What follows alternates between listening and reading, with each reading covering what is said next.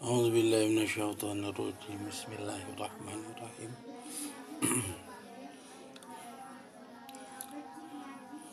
Neraskeun perkawis manakibna Imam Syafi'i radhiyallahu an manqobah anu kaduana.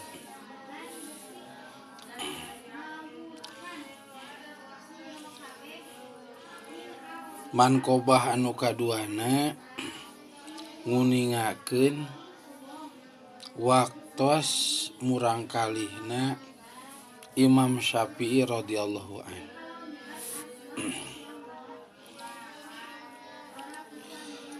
Diuningakeun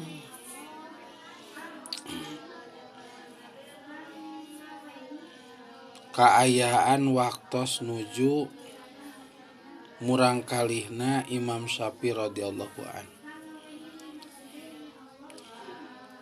Mantena waktos nuju murangkalih kalintang balangsakna lantaran yatim mung ukur diurus kunu janten ibuna.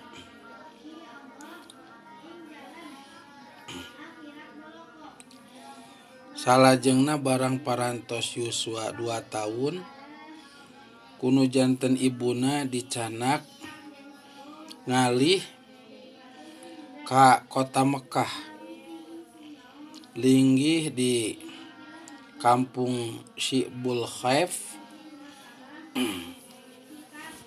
dugikeun ka ageungna. Salajengna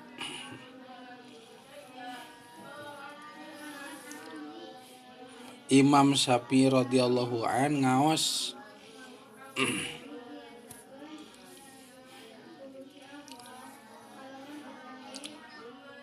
ilmu siiran Arab sareng tareh-tareh. Salajengna ilmu lugot, nahwu, ilmu adab, tugdugikeun ka masyhur kapinteran mantena ka mana-mana. Diteraskeun mantena ku ngaos ilmu syariat kanu janten guru mantena diantawisna mantena ngaos ka Sayyid Imam Muslim bin Khalid Az-Zinji nyaeta mufti nagara Mekah dina waktos harita.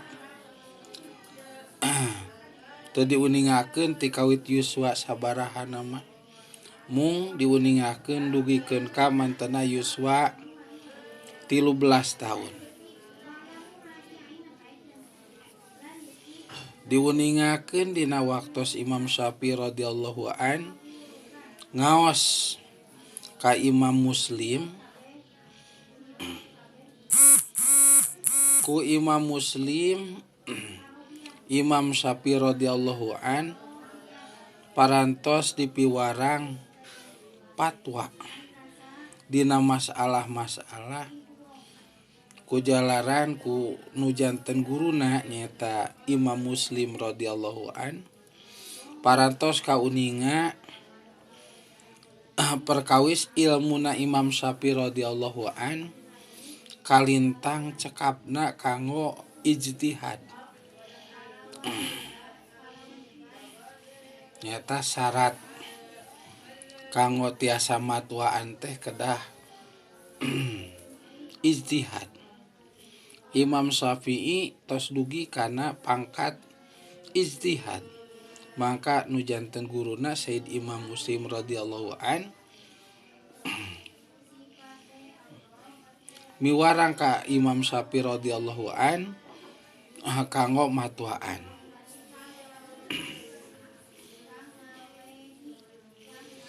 Salajengna gambaran Imam Syafi'i radhiyallahu an nalika mantena ngaos. Kujalaran latar belakangna ti kulawargi anu balangsa kahirupanana, salajengna mantena ngaos, digambarkeun ngaos mantena bila mana ngaos teh salajengna peryogi ilmu anu diseratkeun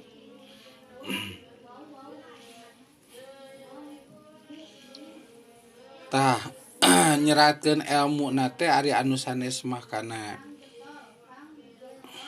kertas gitu, buku. Kujalaran mantena mah teu kagaleuh maka nyeratkeun ilmuna mantena sok kana tulang-tulang, salajengna kana babatuan, salajengna sok diseratkeun deui kana tembok-tembok, kobong gitu. Sehingga diuningakeun kobong mantena pinuh ku rupi-rupi seratan Imam Syafi'i radhiyallahu anhu. Salajengna barang parantos yuswa 12 tahun, Imam Syafi'i radhiyallahu an kunu janten ibuna dicanak ngalih ka Madinah. Salajengna di Madinah mantena ngaos ka Imam Malik, teu lami tidinya teras mantena didamel Qadil Qudot di nagara Yaman, sarta waktu eta geus masyhur ka sadunya Islam. Salajengna Imam Syafi'i radhiyallahu an diaraos ku sakabeh santri dina sakabeh ilmuna, sumawona ilmu hadis, fikih, tafsir, lugat. Tidinya henteu lami jadi Qadil Qudotna di Yaman. Teras mantena kaluar ti nagara Yaman teras ngalih ka Irak, Baghdad. Salajengna di Irak, di Baghdad mantena da kujantos masyhur ka ilmuanana di Araji.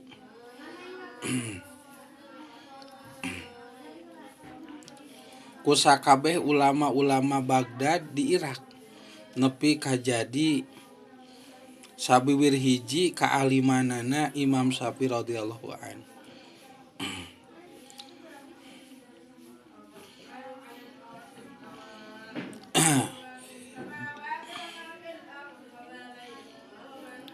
Salajengna di Irak dina waktos harita masyhur aya alim ulama ageung linggih di nagara Irak anu kagungan nami nyaeta Sayyid Abdurrahman bin Mahdi radhiyallahu an.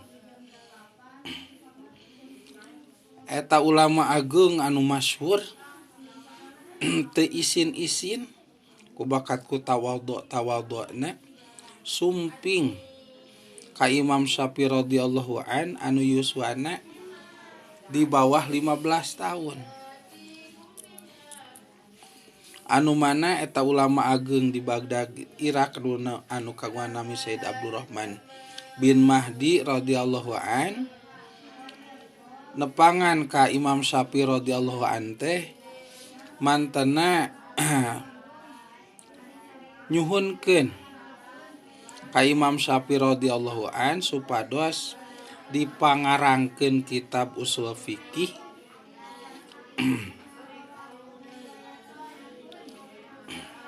kujalaran mantena kalintang peryogiun nana pisan ku eta ilmu. Salajengna Imam Syafi'i radhiyallahu an begitu nguping kitu ulama ageung mundut hoyong pangdamelkeun kitab usul fikih maka mantena nyangeman kana pamunut eta ulama ageung teh.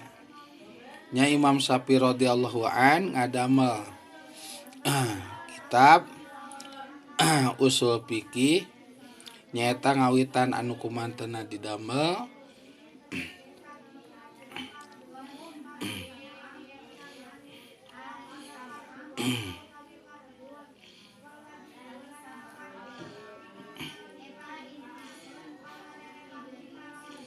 Nyata kitab anu dinamian ku Al-Hujjah.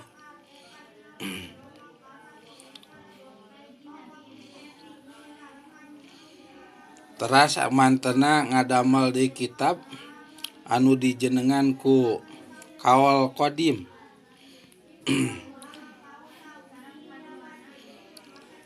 Anu mana eta kitab baik Al-Hujjah maupun Kaul Qadim dieusi ku nguningakeun perkawis anu berhubungan sareng usul fikih.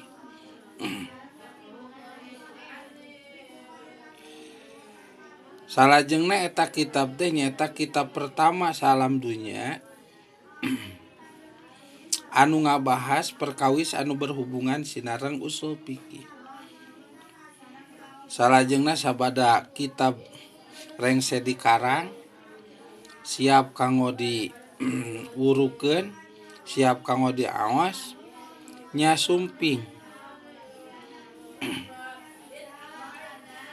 ka Imam Syafi'i radhiyallahu an ulama anu kalintang jumhur dina bab ilmuna.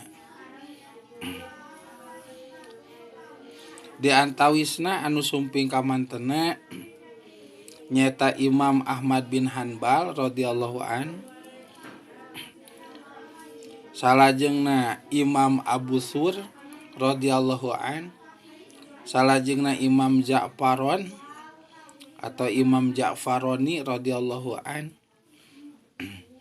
jeung Imam Karobis radhiyallahu an.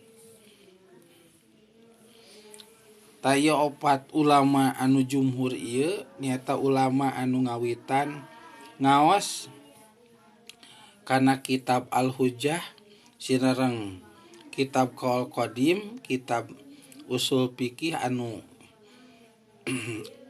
nembe aya salam dunya.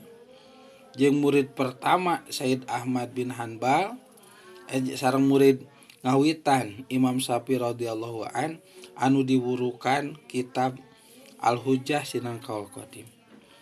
Salajengna ti ulama anu opat nembe aya anu pangnyongcolangna nyaeta Imam Ja'faroni.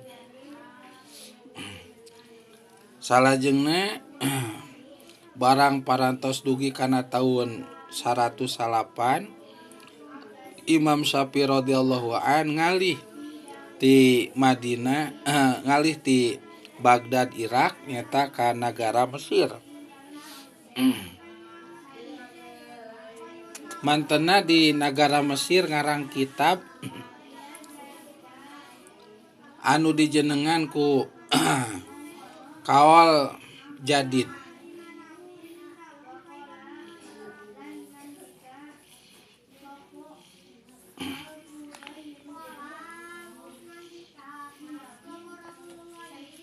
Jeung kitab Jami'ul Mazanil Kabir, sarajengna kitab Jami'ul Mazani Shogir, jeung Muhtasorobe, jeung Al-Buaiti, jeung kitab Harmalah, salajengna kitab Arisalatul Jadid jeung Arisalatul Qadim, jeung kitab Al-Amali, salajengna kitab Al-Imla, salajengna kitab anu sanes-sanesna diuninga tug dugikeun ka 133 kitab ku Imam Syafi'i radhiyallahu an waktos mantena linggih di nagara Mesir di damel. Eta gambaran manqobah Imam Syafi'i radhiyallahu an anu nomor kadua. Kantun nguningakeun manqobah Imam Syafi'i radhiyallahu an anu nomor katilu nyaeta buat nguningakeun